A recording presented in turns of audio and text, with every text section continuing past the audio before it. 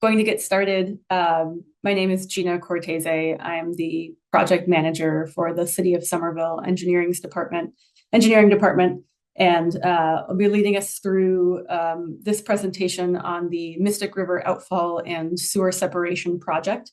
We'll give a little bit of project overview, what to expect with the project, as well as a bit more detail on the project impacts, particularly those that are of interest to our MIPA office. So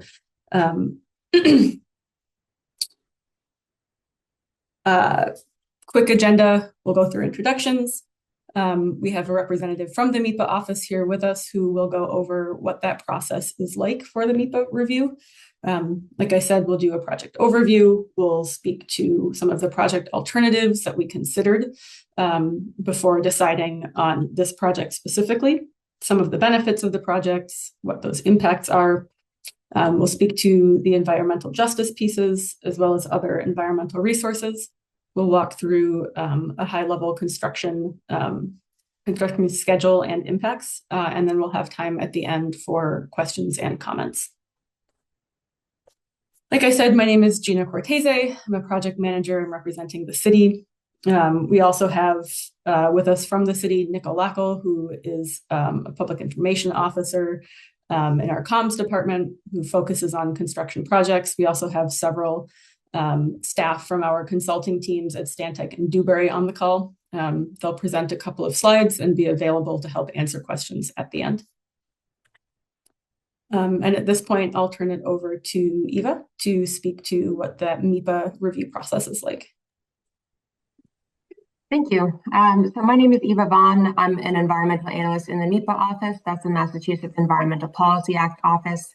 I'm here representing EEA Secretary Rebecca Tepper, and we're here today to discuss, obviously, the Mystic River Outfall and Sewer Separation Project, which has been signed EEA file number 17042. MIPA process applies to projects that meet or exceed a MIPA review threshold, which are defined by environmental impacts and also involve an agency action, which are typically permits, and in this case are several permits. The only MIPA threshold exceeded by the project according to the Environmental Notification Form, or ENF, is the threshold at 301 CMR 11.03 3B1E, which relates to new fill or expansion of existing fill within a regulatory floodway, in this case, the Mystic River. The state agency actions identified in the ENF are a Chapter 91 license from Mass DEP, a groundwater discharge permit from Mass DEP, construction access permit from DCR, an Article 97 land access permit or easement, which would be also on DCR land, a Section 8M permit from MWRA, and also an access permit from Mass DOT. While the project does not exceed a mandatory environmental impact report or EIR threshold, it is required to prepare an EIR as it is located within 1 mile of one or more, within 1 mile of one or more environmental justice populations. To take a step back and slower, apologies, MIPA requires that state agencies evaluate the environmental impacts of their actions, in this case, the permits I mentioned, and take all feasible measures to avoid, minimize, and mitigate damage to the environment prior to those actions being taken or those permits being issued. MIPA itself is not a permitting process, and we don't approve or deny projects. It's a mechanism to evaluate the existing conditions on site, to understand what is exactly is being proposed by a project, the environmental impacts associated with what is being proposed, and again, the measures that have been taken to avoid, minimize, and mitigate those impacts. The process is initiated by the submittal of an ENF, in this case, an expanded ENF. And at the end of the process, the secretary will issue a certificate that identifies whether the project complies with MIPA or if additional analysis is required. Typically, for projects that require the preparation of an EIR, 2 additional filings are required, a draft EIR and a final EIR. And the EIR would be an environmental impact report. It's an additional filing. The proponent, the city of Somerville, has submitted both an ENF. Actually, maybe I'll pause for a second, just because there's a lot to the MIPA process, and I want to make sure that nobody is missing anything, and maybe I'll check if there are people utilizing the interpretation services. I don't think we actually can see if folks have joined the channel. All right, and I'll try So to keep this very slow. And again, if there are any questions about the MIPA process, and that is also part of this meeting, so I'm happy to answer any of those. There'll be an opportunity at the end of this meeting to ask questions both about the project and the MIPA process. But in this case, two filings are currently under review in the MIPA office, an ENF and an EIR. And if the consolidated review process requested by the city is granted, those would be the only filings that are reviewed through the MIPA review process. So in addition to today's meeting, there's also an opportunity for public comment. And as you can see on the screen, the public comment deadline is April 10th, and the certificate I mentioned earlier would be issued on April 17th. So I think I'm going to leave it at that, but comments can be submitted either through the public comment portal. The hyperlink is available or is shown on the screen here, or they can be emailed directly to me at eva.vaughn@mass.gov.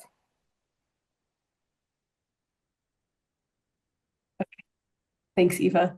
And we can certainly share your email as well with anybody who is listening, and we can share it on our project webpage as well. So at this point, I'll jump over to a project overview for anyone who has attended prior versions of public outreach for this project. This might be a little bit familiar, but for those of us who are new to the project, we're going to take a little bit of a step back. In 2022, the city took a holistic look at, the engineering department took a holistic look at the entire city and wanted to identify areas in the city that were in need of help for flooding and areas where we could enact projects that would help improve water quality and potentially also upgrade some of the existing utilities across the city. The city's old. We have very old infrastructure that has served us well for, in many cases, over 100 years, but it's reaching the end of its usable life. So the outcome of this study, called the Citywide Flood Mitigation and Water Quality Master Plan, can sort of be seen in the picture to the bottom right, where we've identified very heavy flood-prone areas in the city. And so looking at that, the city, along with our consulting partners, were able to identify certain project packages that we could put together that would help eliminate and reduce flooding, as well as reduce something called a combined sewer overflow that I'll define in a minute here in the presentation. And really the outcome and why we're here today from that drainage master plan is that we identified this project and this project area as the highest priority project for the city that to come out of this plan and to focus on flood mitigation and water quality improvements. So the city recognizes that this is an area that needs some help from its infrastructure. High level, our project location is split between the Winter Hill neighborhood and Ten Hills neighborhoods in Somerville. It's bounded by the Mystic River a little bit to the north, which we'll talk about in good detail. I-93 cuts through the project area. And then we have some of our surrounding cities, Medford, Everett, that are in close proximity as well. The project improvements. What actually is this project? What are we doing? There are two big ones as indicated by the name. The first of which is sewer separation. So essentially what we have in Somerville right now is what's called a combined sewer system. And again, I'll go into a little bit more detail in a minute, but essentially we have one pipe in the ground that collects all sewage from houses and businesses and buildings on the street. And we have that same sewer system that collects rainwater when it rains. Sewer separation, as the name implies, is separating the two. So instead of having one pipe, we'll have two separate pipes. One that's dedicated just to sewer and one that's dedicated just to stormwater. So in essence, this is adding a pipe to many of the streets in this project area. The second part of the name, Mystic River Outfall, we will be building a new outfall that discharges to the Mystic River. So we've collected all of the stormwater in the neighborhoods, and then that water is transported through a very large trunk drain, just a big pipe from the neighborhoods all the way to the Mystic River through an outfall. So you can see that in purple, and we'll have a couple more slides on that later on. We are also taking the opportunity while we are doing this construction to rehabilitate existing infrastructure in the area. So in most cases, this means either removing and replacing existing pipes, potentially removing them, upsizing them, and replacing them, or rehabilitating them through what we call trenchless, which means essentially we don't have to dig. So we'll be doing a significant amount of rehabilitation work in this area as well on our water system, sewer system, and stormwater. So this includes drinking water. We will also be adding in, to the best of our ability, green stormwater infrastructure throughout the project area. And I touched on this, but water mains as well. I explained this before, but hopefully for anyone who's unfamiliar, this picture might help. What is sewer separation? The city predominantly has what's called this combined sewer system. And in our project area, this is what we have. We have one pipe that collects all of the sewage in the neighborhood, and that same pipe is used to collect rainwater when it rains. When we have a small rain event, not so much rain, this works really well. That single pipe sends all of the sewage and all of the rainwater to get treated at Deer Island, which is MWRA's treatment plant. But when it rains a lot and there is a lot more rainwater that enters that pipe, we quickly fill up that pipe and we lose capacity. And so in an effort to protect homes and protect public health, instead of having that sewage mixture back up into people's homes and into streets, we have what's called a combined sewer overflow. And so that mixture is then released into a water body. Obviously, that's not something we want either. And part of this project does work to reduce some of those overflows of combined sewage. Sewer separation, which is one of the main core pieces of this project. Like I said before, we are starting with one pipe, and we are building infrastructure so that we end up with two pipes. So instead of mixing stormwater and sewage when it rains, sewage remains independent. And so the sewage continues on to MWRA. It gets treated before it gets discharged to the harbor. And then rainwater will enter from the street or from roof drains and go straight to a body of water. So big part of this project is adding in a second pipe. So we'll keep the combined pipe that exists now. That'll be repurposed in most cases to be the sewer pipe. And then we will come in and we will add a secondary pipe along the street that will collect only stormwater. And this is just an example, not an example, an overlay of where we expect to be adding in those new drain pipes. So predominantly in the Winter Hill neighborhood. And you can see hopefully the sort of highlights in brown where that sewer separation will be taking place. Once we have collected all of our stormwater in our brand new separated stormwater pipes, we will send that to one really big separated stormwater pipe. That's what we call a trunk drain. And that large pipe varies from an 8-foot by 4-foot concrete box to a 78-inch round pipe. It will predominantly run down Wheatland Street, or will run down Wheatland Street on everything south of I-93. We then cross I-93 and then follow parallel to Fells Way before turning left onto Shore Drive and reaching the Mystic River. So put this here just to show it is quite a large pipe. There will be, we'll need to dig big holes to fit a big pipe in the ground here. Second part of the project name, Mystic River Outfall. We do need to build a new outfall to allow the water, the stormwater that we're collecting, a place to discharge. That will be on the Mystic River. As you can see in this picture, we have a yellow star that denotes where that outfall will be located. For those of you familiar with Somerville, this does mean that we have to cross the DCR's Blessing of the Bay Park.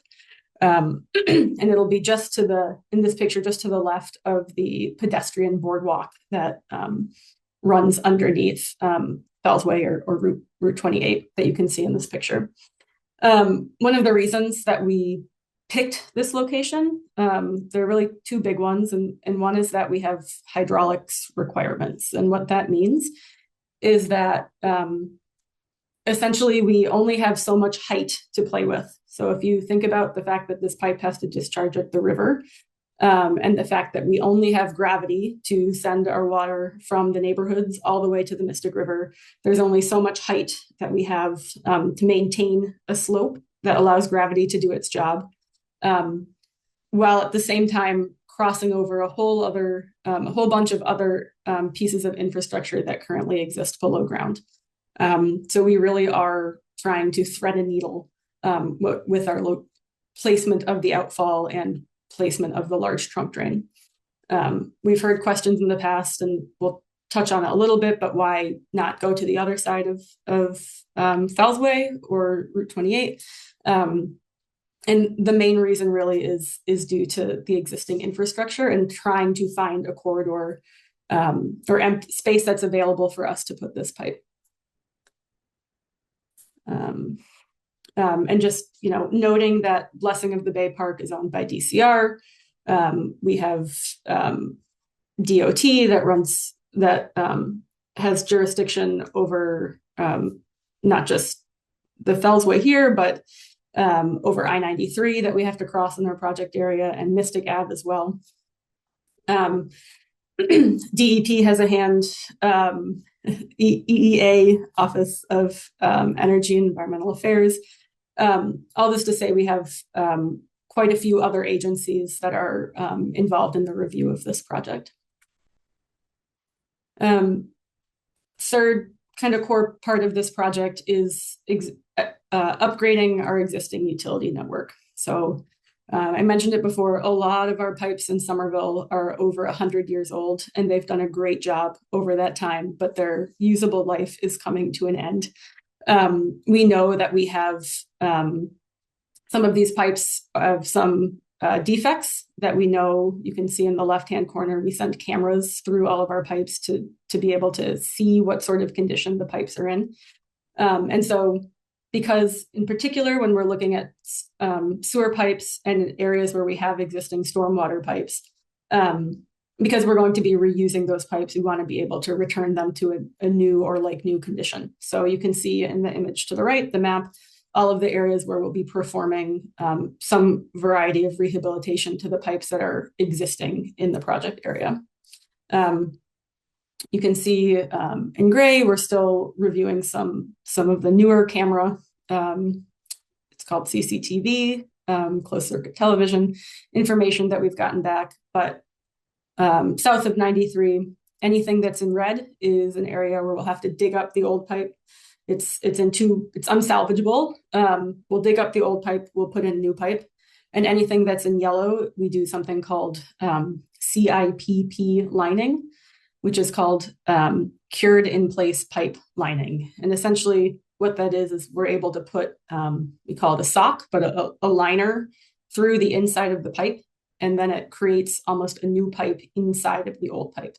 All that to say, we don't have to dig. The impact to the project area is pretty minimal. It's work that can be done over the course of a couple of days, and within those days, really only a couple of hours in a lot of cases. Green stormwater infrastructure. I'll just pause here to talk about what kind of our definition of green stormwater infrastructure. And it doesn't always kind of match what the name implies. And for us, it's really a piece of infrastructure that mimics natural processes. So you can see an example of this is an infiltration basin and the sketch where it's existing below a sidewalk or below a street, or in our case, many times existing below both. And essentially all it is a big filter below ground. And green stormwater infrastructure is important because while stormwater, that rainwater that collects and goes into our stormwater pipes, is much cleaner than sewer, there are still some nutrients and contaminants that stormwater picks up when flowing over the street before it gets to our pipes. And so green stormwater infrastructure is an opportunity for us to remove some of those nutrients and remove some of those contaminants before the stormwater gets to the river. Like I said, it's really just a big filter underground. And this picture is an example of that. There are many other types of GSI, including essentially like a rain garden or a very small version of a rain garden. You might be familiar with those that we've put in Spring Hill, in the Spring Hill neighborhood, as part of sewer separation work that we completed over the past couple of years on Somerville Ave. There are some rain gardens as well. We looked at this entire project area and we looked at every square inch and tried to find where we could add in new green stormwater infrastructure, and where we could include green stormwater infrastructure that has those plantings and in some cases trees.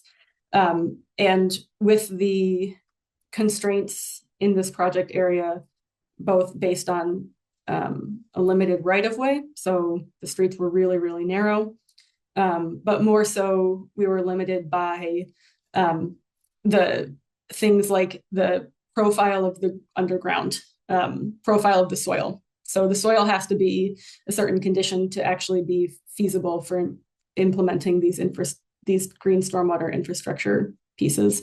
There can't be giant rock 2 feet below ground. We really did look at everywhere. At this point, we are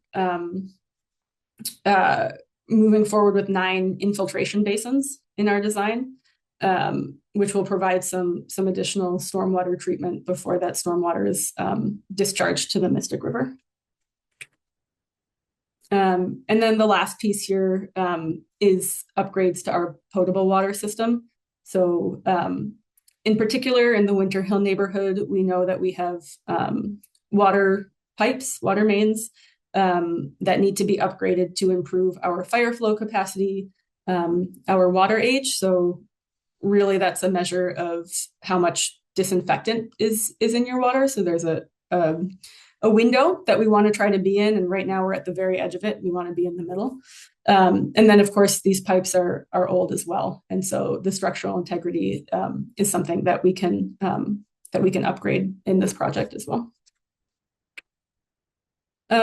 Project alternatives. So we started this presentation talking about the need for reducing flooding in the neighborhood, reducing combined sewer overflows, improving existing utility, providing resilience through improvements to existing utilities. But we did take a look at both what would happen if we didn't do this project and what would happen if we did different versions of this project. So at this point in the presentation, I'll walk through what some of those alternatives were that we further investigated and how we ended up at our preferred alternative, which is this project. And I don't think I've mentioned this yet, but we very often refer to this project as MROS, the acronym, because Mystic River Overflow and Sewer Separation is quite the mouthful. So from here on out, I might start referring to it as MROS. So the first alternative we looked at, and again, we're as we go through these, we're asking ourselves question: can we achieve the project goals? No flooding. We're limited. Reduce flooding. Reduce combined sewer overflows.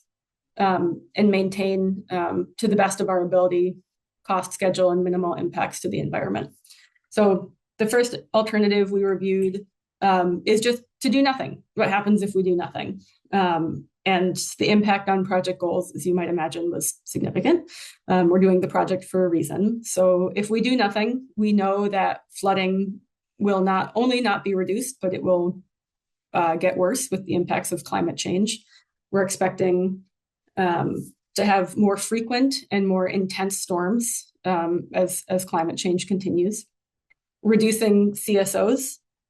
This project would not reduce CSOs. And again, as a consequence of increased climate change, as a consequence of climate change and increased storm events, we would expect combined sewer overflows to increase in volume and frequency should we do nothing. And then again, our opportunity to improve existing infrastructure, no project, no improvements to existing infrastructure. And we'd just be getting closer and closer to a day in which that infrastructure would start to fail. But no environmental impacts for doing nothing. Our second alternative, not going to spend a ton of time, we've talked about this, is to follow the MROS project. We would have an outfall at the Mystic River in Blessing of the Bay. We would have a trunk drain that runs from Wheatland, crosses I-93, and then kind of between Ten Hills Road and parallel to Fellsway West. And then we would be performing those upgrades to existing utilities as we've talked about. And of course, the sewer separation in both of these neighborhoods. Again, we've talked about these things. This project significantly reduces neighborhood flooding. It decreases combined sewer overflow events. It extends the service life of all of our existing infrastructure. However, we will have some environmental impacts due to this new infrastructure. We'll spend a little bit of time on this in later slides, but in essence, we do expect to remove one public shade tree in Blessing of the Bay Park. The outfall will have a footprint of around 550 square feet in that park, where the outfall kind of emerges from below ground and the actual exit of the pipe is.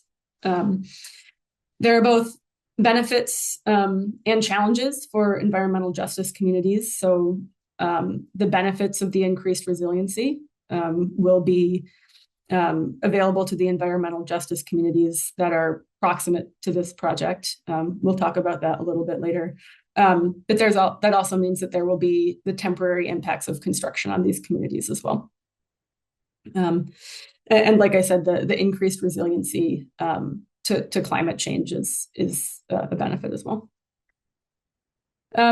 So one of the alternatives, and this was one that we've heard from the public, why didn't you do this, many times? And it's certainly something that we considered and we're hoping to be able to do. And that is to, instead of discharging and having our outfall at Blessing of the Bay, would be to cross the Fellsway, cross Route 28. This is, I don't think it's labeled, but this is Assembly Square where that green pipe is in the picture, and have the trunk drain connect into an existing culvert, a quite large culvert, 90 inches by 130 inches, connect in there instead. So everything else, though, would be the same. We'd still be performing sewer separation in Winter Hill and Ten Hills. We would still have a trunk drain that ran up Wheatland before crossing 93. The only real difference is that we would then take that trunk drain across Fellsway, across 28, and then connect into an existing culvert. Were we to do this, there are some impacts on our project goals. So the reduction of flooding would be about the same as our preferred alternative, which is this project, this MROS. But the reduction of CSOs would not be as strong as we see in our preferred alternative of MROS. We would also, our improved existing infrastructure would be roughly the same as MROS. But the reason that we would see a less significant reduction of CSOs is because the conduit that exists right now, that culvert that's on the other side of Route 28, is too small for us to be able to connect all of this water into. And so we would run into the same problems that we run into now, of having that pipe fill up and nowhere for that water to go. So I think I got a little bit ahead of myself, but I'll speak to the environmental impacts The benefits and construction in environmental justice communities stays the same as it would in MROS, as would the increased resiliency in climate change. But there would be no impacts to no environmental impacts in Blessing of the Bay Park. So we wouldn't have to worry about a surface area there or the removal of the tree. However, as I said, the existing culvert is too small for us. We would not have as many the CSO reduction would not be as good. As well as there is a tremendous challenge in crossing Fellsway and Route 28. If we were to find a technical solution, which would have required us to go quite in depth on our detailed design, it would have cost us more money to build. It would take longer to build and increase the impacts to the construction on the community. It just really did not shake out to be technically feasible. And so alternative 3 was removed for those reasons. Alternative 4, again, kind of comparing this to our preferred alternative, that is MROS. We are still doing sewer separation in the neighborhoods. We are back to having the outfall in Blessing of the Bay Park. And once we've crossed 93, that trunk drain will follow the same alignment that's parallel to Fellsway. On the other side, instead of having that trunk drain be on Wheatland, it would be on Fellsway West instead. Impacts on project goals. The goals are essentially equal to that of MROS. However, well, the goals are equal. The environmental impacts are essentially equal. We would still have the removal of the public shade tree. We'd still have the outfall footprint and Blessing of the Bay. Still have the same construction impacts, as well as resiliency.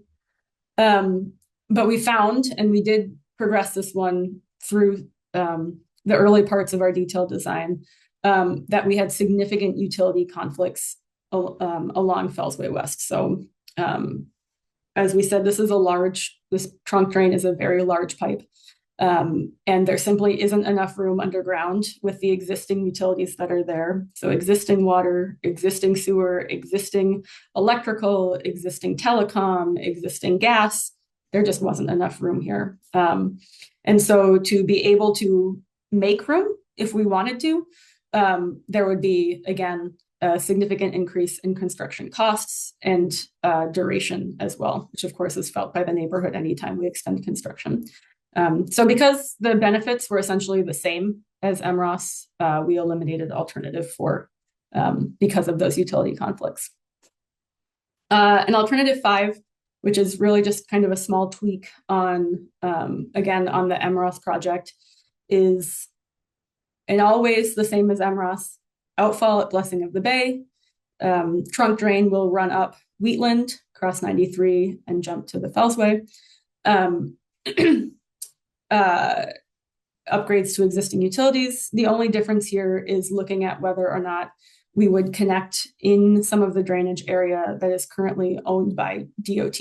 And really that's looking at I-93 and Mystic Ave. Those are state-owned DOT roads. As the existing conditions, because this is a combined sewer area, rain that falls on Mystic Ave in the project area connects back into our combined system. So what this alternative was looking at is whether or not we could continue to capture the stormwater along those DOT roads and send it into our new stormwater infrastructure and our trunk drain and send it to the Mystic River, or whether or not we would connect it back into the combined system further downstream. The project impacts, the CSO reduction, pardon me, I believe there's a typo here, but the reduction of CSOs would be slightly less than that of MROS. The reduction of flooding would be slightly less than that of MROS. And that's simply because the rainwater that would be, the stormwater that would be captured from the DOT roads takes up capacity from stormwater that we would be putting in from the neighborhood. The improving existing infrastructure would stay the same. Environmental impacts would be the same as well. However, because of the loss of capacity for the neighborhood stormwater, we eliminated this alternative, really because we're trying to preserve as much space in this new piping for the stormwater that's coming out of these neighborhoods that are facing the flooding impacts currently. Okay, project benefits. We've talked through most of these, but we'll put some numbers to them. Flood mitigation. This is really the driver of the original report from 2022. We know that flooding occurs particularly in the Winter Hill neighborhoods on the streets that are parallel to Foss Park. So that's Fellsway West, that's Wheatland, that's Grant Street. If you're familiar with the topography of the city, Winter Hill, it's a hill. But at the bottom of the hill, close to Foss Park, is essentially a bowl, and where a lot of that rainwater, when it rains, it pools there.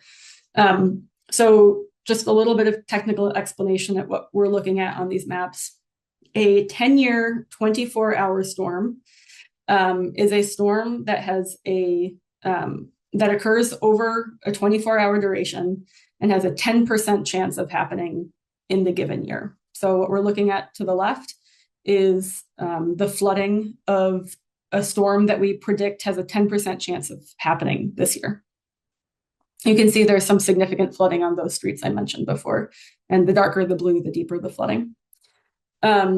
With this project, we estimate that we can reduce flooding 95% in the project area for that same storm in a 2030 year. So 10% chance of a storm happening in 2030.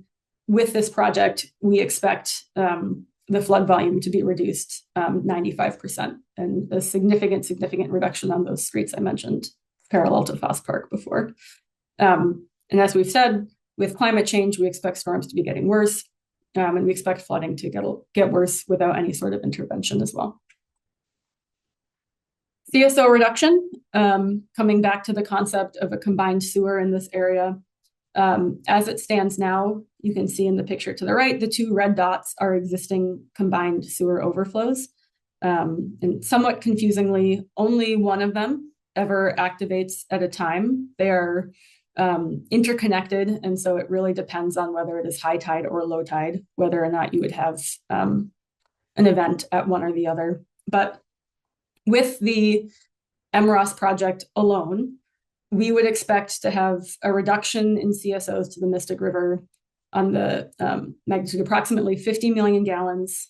That represents approximately 42% of the volume of CSOs that we expect to come out of these combined sewer overflows, and 9 activations in what's called a 2050 typical year. So this is slightly different from the storm I was just describing for flooding impacts, but essentially we've taken, again, a look at what we expect our future storms to look like. So if you bear with me, a typical year, a full year of storm events in 2050, we've done some modeling, we've predicting what those storm events look like, and we've modeled that the difference between doing this project alone and no project is a difference of 50 million gallons of combined sewage. I'm going to leave the CSO conversation here. There is a significant amount of work that is happening on the CSO front, including other projects that are complementary to this project that the city of Somerville is doing in coordination with the city of Cambridge and the MWRA. If you would like more information, be happy to give it to you after the presentation, or you can visit the website that is on this page.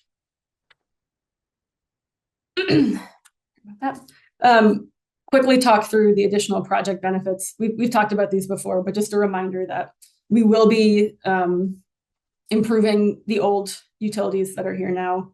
We're replacing damaged sewer. We are replacing damaged water mains. And we will be also installing green infrastructure. With that, I'm going to turn it over to Stephen Finch, who is one of our consultants with Dewberry, to talk through some of the more specific impacts to natural resources. Good evening, everyone. Next slide. So, as Gina was mentioning, our proposed outfall is through the blessing of the Bay Park to the Mystic River. Go to the next slide.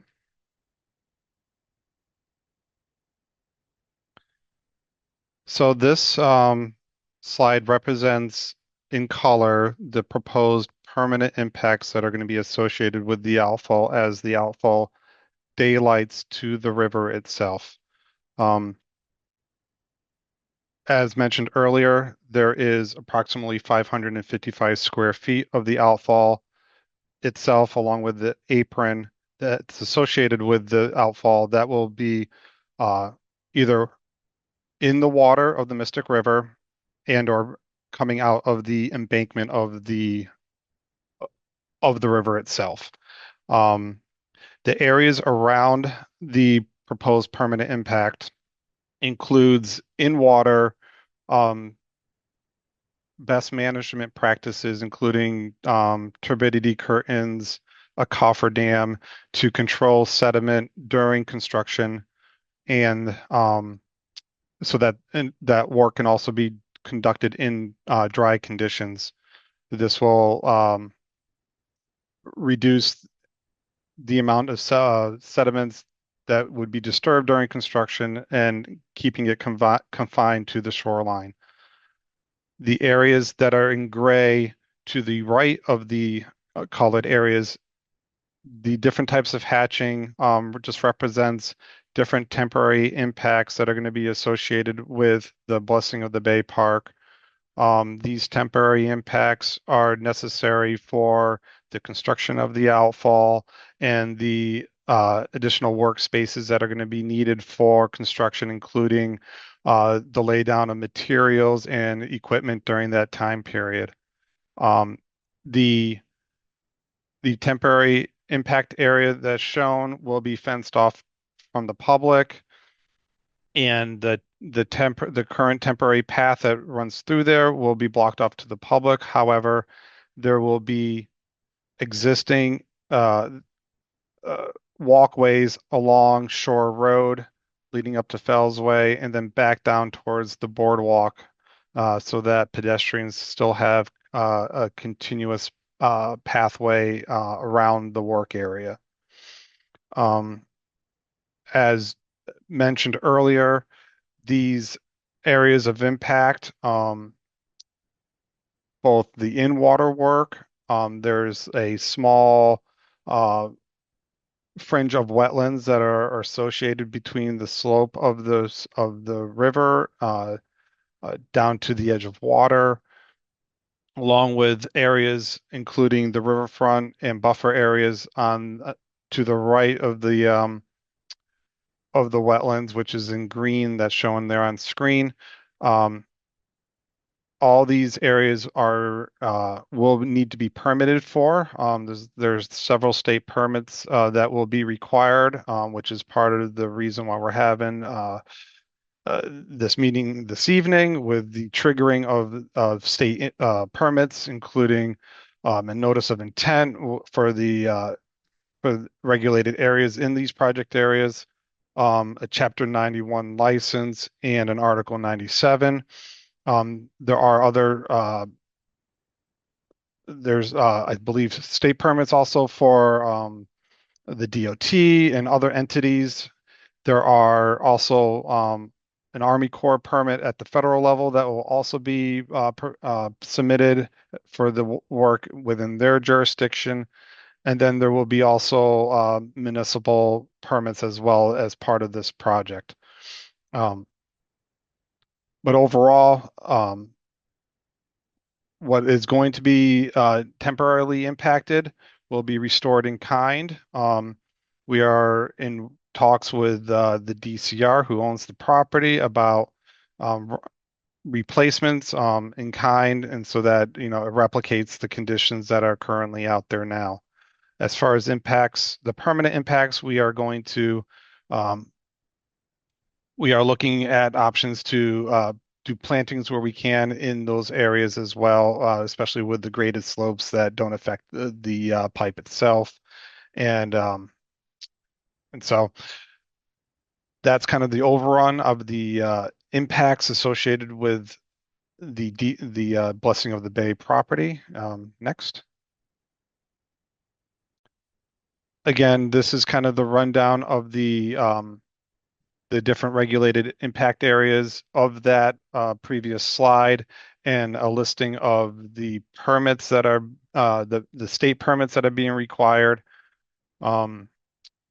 Again, these numbers are broken down so that a lot of the temporary impacts, even though they look like there's uh, the numbers are um, overlapping in some cases because some of these regulated areas overlap each other, including buffer zones to the 25-foot riverfront area. So these numbers are not a holistic addition of the numbers that you see here. A lot of these numbers overlap each other, so that reduces the footprint of disturbance overall to the park. As part of the proposed mitigation, like I said, in terms of um, plantings and other things that we're looking at, erosion and sediment controls that I briefly mentioned with like turbidity curtains, but also on land with there will be uh, control measures so that like silt fencing that will be placed upslope of the project areas, again, to keep sediment on site and it doesn't migrate towards the river itself during construction periods. Next. As part of the city placing the outfall to the Mystic River, there is under the Article 97, there's a proposed permanent easement that the city will acquire um, so that the city can do future maintenance practices on the outfall as needed, as you can see there in the photograph. Next. And Gary.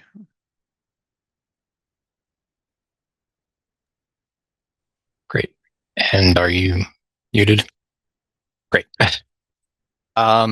Thanks. Go ahead to the next slide, please. Thanks. So MIPA also requires consideration of impacts to environmental justice populations. So environmental justice populations are households that are considered low income, minority, or lack English proficiency. 62 of the census block groups within 1 mile of the project area were above the threshold for one or more of these criteria. As part of our analysis for this project, we identified these communities have exposure to public health and climate risks for several stressors like public health and stormwater flooding. The project, however, would not exacerbate these existing burdens. In fact, the project would result in benefits by directly reducing the intensity of stormwater flooding, as Gina had pointed out earlier, improving resilience of the community to storm events and things like that. Additionally, a reduction in the CSO events would improve public health by improving water quality in the Mystic River. Next slide. So the city's engaged in public outreach efforts over the past year and a half, including outreach directed towards environmental justice communities. In addition to the previous virtual and in-person public meetings, the public team distributed an advance notification of the project to state and community stakeholders and organizations. This notification was translated into the various languages most commonly spoken in the community. Notification for the availability of the MIPA documents that are currently under review were similarly translated and distributed. Next slide. Next slide. So as part of the MEPA review, we also looked into potential impacts for other environmental resources. Just very high level, some of the things that we identified. So as others have pointed out, public shade trees. The project will impact one tree greater than 14 inches in diameter within Blessing of the Bay Park. The project team is going to be working with DCR to identify the appropriate location for a replacement tree. For historic properties, we consulted with the Massachusetts Historical Commission and the Board of Underwater Archaeological Resources, both of which concurred that the project is unlikely to affect significant historic resources. For climate change and resiliency, and really stormwater as well, as Gina and others have mentioned, the project's addressing of flooding impacts as well as utility upgrades directly improves the community's resilience to climate change and future storm events. CSO reductions also contribute to this. For utility impacts, I think as Gina pointed out a lot, the project was designed to minimize conflicts with existing utilities, of which there are many in the area. The project is also going to directly improve existing degrading infrastructure. And then for parking, we conducted a parking inventory, and of about the 1,300 parking spaces in the project area, about 10 will be removed. There will also be some temporary construction impacts during construction, which I think Gina will be covering in the next couple of slides. And so with that, I think we'll hop right into that conversation. And I'll pass it back to Gina. Yeah, thanks, Gary. We have a anticipated construction schedule that we'll share here, but before then, we are still in design. We've completed our 60% design package and are working towards 90 before eventually turning to 100%, where we hope to go out to bid at the very beginning of 2027. Following that, anticipate construction starting and having a contractor mobilize probably the end of the first quarter of 2027, pending getting the contract executed. And then once we start the actual construction work, we will have several different work packages. So we're not going to be, expect to have construction crews on all areas of the project at the same time. As is typical with most utility construction projects, at the very beginning, the contractor will go out and form some additional field investigations to confirm some assumptions that were made during design. And then when we start, we will start with the outfall portion of the project and sort of work our way backwards from the Mystic River towards Wheatland and Winter Hill. So anticipate starting with the outfall and portions of the trunk drain in Blessing of the Bay Park. Concurrent with the trunk drain is the sewer separation piece. That's the real impactful part of that is in Winter Hill, where we're adding in brand new pipes. And then additionally, the 10 Hills piece of utility rehabilitation, that replacement and rehabilitation of predominantly sewer and storm drain that are currently existing there. Once the first chunk of the storm drain or of the trunk drain is completed, closest to the Mystic River, we then move our way back and follow from the Mystic River to Bailey Road, from Bailey Road then to Wheatland, and finally completing on Wheatland Street. From Bailey to Wheatland, you'll notice it's not a large distance as the crow flies, but that is when we cross I-93 and Mystic Ave. There are many, many utility conflicts and conflicts with the support structures that hold up I-93, which is elevated there. And so we are threading quite a fine needle as we cross that portion. So that's going to take a little bit more time as we go through construction. Essentially right now, we're expecting something on the magnitude of 3 years of construction. where we expect for final completion to be at the end of 2029. What happens during construction? We've come to you, the community, to have communication while we are in design now, so that we're not just dropping this project on you once the contractor rolls in. We plan to continue to have progress meetings with the community, and we will even be increasing the frequency of those as construction begins, and we can report back a little bit more in a little bit finer detail on the progress that has been made to that point, and where we expect future construction impacts to be located. We'll continue to update our project website and also provide direct communication to anyone whose property abuts future work, immediate future work, so that you know, oh, my street's going to be looking at construction in the next month, 2 months, whatever it may be. So that wouldn't come as a surprise to anybody who lives in the project neighborhood. Traffic management, this is a large project. The management of traffic impacts is going to be really important to the well-being of the neighborhood during this time. We're well aware of that. Traffic management plans will be required anytime the contractor is working in the street or sidewalk or impacting traffic in any street or sidewalk. Those traffic management plans have to be approved by a wing of the engineering department. There will be police details that will help enforce those traffic management plans and guide folks through them, as well as, we will always try to limit lane impacts and closures to off-peak periods. The project phasing, we'll do our best to make it so that there aren't 3 areas stacked right next to each other and the detours crisscross. What's more frustrating than that? We try to avoid that. As well as, work is typically limited to 7 a.m. to 4 p.m. Monday to Friday. There are certain instances where we do have to extend beyond that. And when we do, we'll provide notification as such. That's it for now. Contact information, again, my name is Gina Cortese. I'm the project manager for the city on this project. We have 2 other city employees, Nick, who is on the call with us, and a colleague of ours, Magda, who are responsible for response to any sort of public comment or concern. So please don't hesitate to reach out to us if you have any further questions.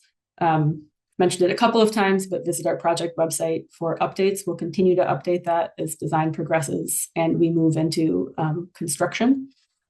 And I think this is the point where we pause for questions and comments. Before we do that, I will just say we'll be doing questions and comments. Please just raise your hand and we'll try to respond. We'll take those comments in order of who raised their hand first.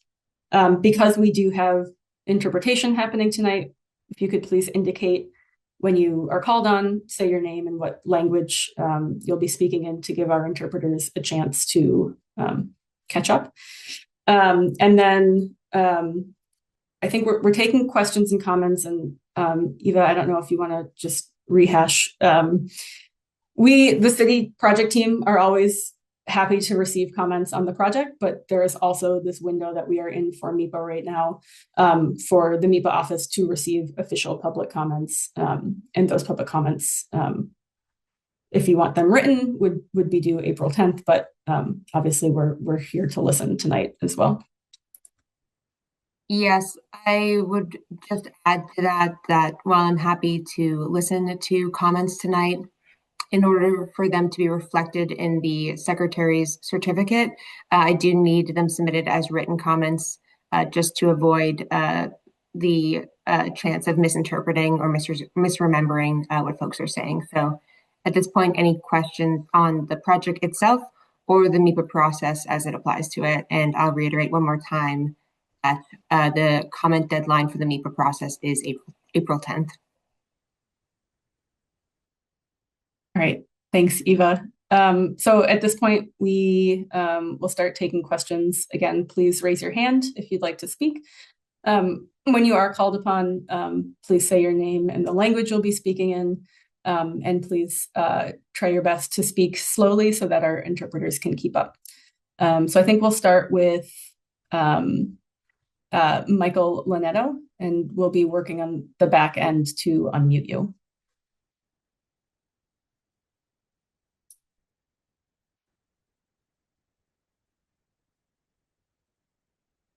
So yeah, Michael Lanetto, it is looking like you're muted. I don't know, Nick, if that's something on your end. No, it just Oh, had a perfect. whole like legal disclaimer about unmuting. Hi, I just had a question about how much improvement in water quality you expect to achieve by, instead of putting CSOs through Somerville Marginal, which is doing or Mystic River Marginal, that is doing a partial treatment before release of your CSOs versus dumping the stormwater directly into the Mystic. And I ask this because this appears to be, one of the considerations in the long-term control plan. Thank you. Yeah, thanks, Michael. Yeah, so that is something that we are looking at. And we have done some calculations in terms of water quality, looking at things like phosphorus loading, bacteria, total suspended solids, all of the things that are regulated and limited how much we can contribute to the Mystic River. We, with this project, are staying below the requirements that the city has as a whole in terms of those contaminants and pollutants and nutrients entering the Mystic River. But it is certainly a trade-off that we have to balance. We are, when stormwater, when it falls from the sky, it's pretty clean. As soon as it hits the pavement, it gets a little dirty. You think about, oil slicks, or if you have, you've seen, bags of dog poop that people have thrown into catch basins. It's not pristine. And so that is a balance that we have to make when we're designing these structures as to how much stormwater and the contaminants that come along with them. We will receive there will be some benefit to the GSI that we install, that there will include some treatment benefits from those structures, but there will certainly still be some increase. I don't want to say increase. There will certainly be a difference in the amount of nutrients that enter the Mystic straight from the stormwater versus the combined sewer overflows. Also want to think about this project as much of the stormwater, when it rains, when there is a combined sewer overflow, that's going to the Mystic anyway. We're taking water out of the system, not putting it in. So I know that wasn't the most specific answer, and I think that's something that we can get back to you. And if you're interested in following along, we'll go into more depth when we go before the Conservation Commission, the city's Conservation Commission. We have a whole stormwater report that we put together for that. That will have more of those details. I apologize, I don't have them tonight. Okay. I think Jean Blake is next in line. Hey there, Gina. Oops. Okay, I think I'm unmuted now. Is there going to be a contract for quality control inspection, construction inspection, or is the city going to do that? I'm not sure what's happening with that.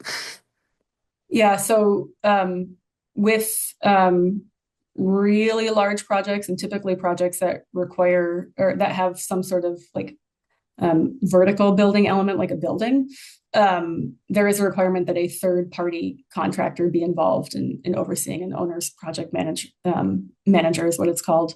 In this case, we will likely continue our contract with Stantec Engineering and have them provide resident engineering services. So they will have staff in the field anytime work is being completed, as well as city staff will be in and out of the project area, and we'll have inspectors, who are involved less in lessen the contractor's adherence to the design requirements. We'll leave that to Stantec, and more in the contractor's adherence to things like traffic management plans and city standards. Okay. Okay, thanks, Jean. I think Eric Carlson is next.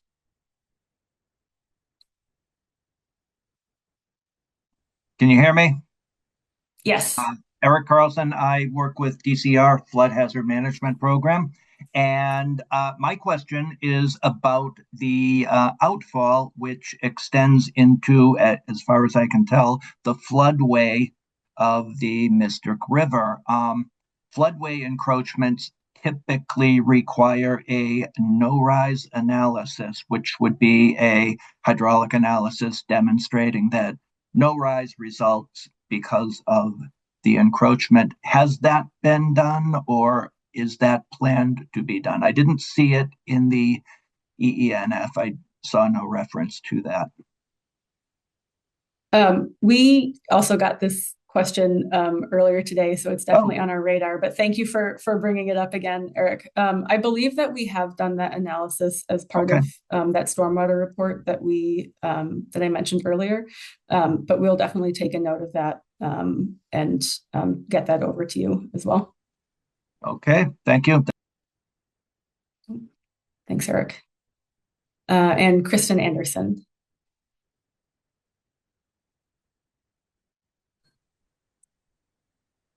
Hi. I just wanted to congratulate the city for an aggressive sewer separation strategy here. Climate change is expected to bring bigger storms, a lot more precipitation, and these old combined sewer systems are not compatible with tomorrow's storms. So thank you for that. And then my question is, if you could just clarify, are these combined sewer overflows that you're reducing, are they treated or untreated? Are they raw or untreated? Thank you.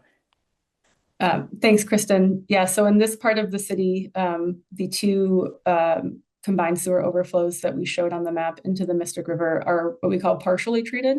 So they receive disinfection to rid ourselves of the live bacteria, but it's not as complete a process as one you might find at Deer Island, which is the MWRA's treatment plant. Okay, I don't see any other hands, but I'll take a minute to pause in case anybody is working their way up to doing so.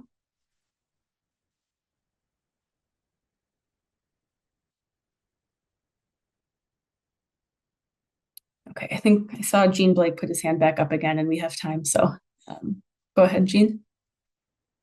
Thanks. Just one last question. You know, it's such a historic area. Oops, can you hear me? It's such a historic area. I was wondering, when you're doing your construction out there, are you going to have any kind of a cultural resources person with you? You're going to be doing a lot of deep excavation. You know, you got Native American stuff out there, Revolutionary War stuff. I wasn't sure if that was a consideration with your team that's going to be in the field. Yeah, so I might punt this over to our consulting team, but we have done a review of the area from like historical document perspective, and we have no reason to expect that any of that material would be there. At present, we don't anticipate having like a preservationist in the field with us when we're doing that work. But of course, should anyone find anything, we will, pause the impact that we're creating and reassess from there. I don't know if the consulting team has any more to add to that, but. No, Gina, I think you covered it. Yep. Great. And Gina, I'm sorry for the impromptu request. Could you go back to the screen that has my email on it? I actually don't know that I have a screen with you. Oh, it might not, but at least my name, because it's the same thing. Well, all the way back. Sorry. I'm sorry. All right. Yes. So my email is eva.von, spelled how it appears on the screen, at mass.gov. And I just want to note, if anybody on the call tonight, I expect there to be some supplemental information, some additional information circulated for this filing, just based on questions that were brought up this morning and this evening. And so if you would like to be included on the distribution list for that additional information, please just send me an email. If you signed in this morning at the site visit, I already have your email. But if anybody tonight did not sign in this morning or was not present this morning and would like that information, please just send me an email. And Gina, I'll follow up likely tomorrow afternoon with that requested information. Great. Thanks, Eva. With that, I don't see any other hands, so thank you all for joining us. As always, as well, you can find more information on our project website, which is somervillema.gov/Mystic Outfall, and can find contact information for the city's project staff as well. So thank you all for joining. Appreciate the interest and hope to talk with you soon. Thanks. Thank you.